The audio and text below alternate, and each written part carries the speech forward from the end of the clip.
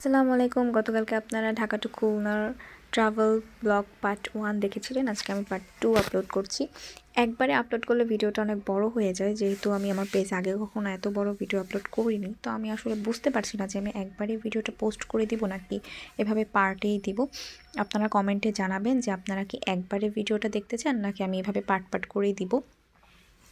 তো বেসিক্যালি হচ্ছে গিয়ে আমি মালিবাগ ক্রস করার পর একটা ঘুম দিই এবং সাডেনলি আই ডোন্ট নো কী হয়, আমার সিট ছিল অনেক পিছনে লাইক এফে।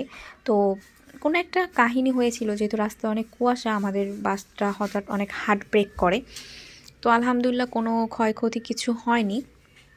তো এমনি একটু গ্যাঞ্জাম হয়েছিল, একটা প্রাইভেট কার আর সোহাগ আমাদের বাস আর কি। তো তারপরে আমি আবার একটা ঘুম দিই। তারপরে একবারে এই যে ব্রেক দিয়েছিল সাম্পানে 10 থেকে 20 মিনিটের। তো আমি ব্রেকে আর কি ফ্রেশ হওয়ার জন্য নামছিলাম এবং ভাবলাম যে একটু চা কফি খাওয়া যাক। তো এখানে আমি হচ্ছে গিয়ে ড্রাইভার আঙ্কেলের কাছ থেকে শুনছিলাম যে আমার আর যেতে কতক্ষণ লাগবে আমার গন্তব্যে পৌঁছাতে। তো উনি আমাকে জানালেন যে আর 1.5 ঘন্টার মতো। তো আমি ভাবলাম যে আচ্ছা ফ্রেশ ট্রেশ হয়ে এসে আমি গান শুনবো।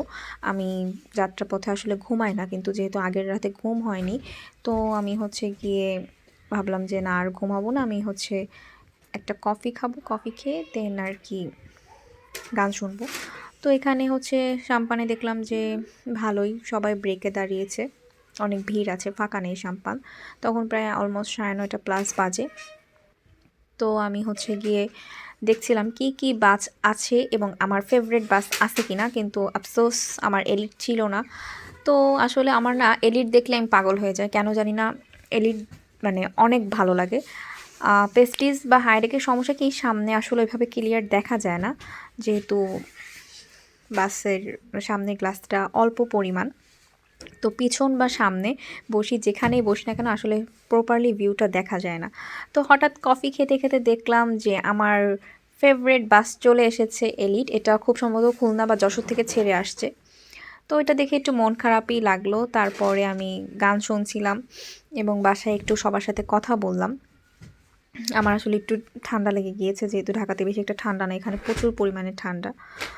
তো এখানে আপনাদের হচ্ছে সোহাগে কিন্তু পানি প্রোভাইড করে এবং সোহাগ অলওয়েজ আমাকে বেস্ট সার্ভিস দেয়।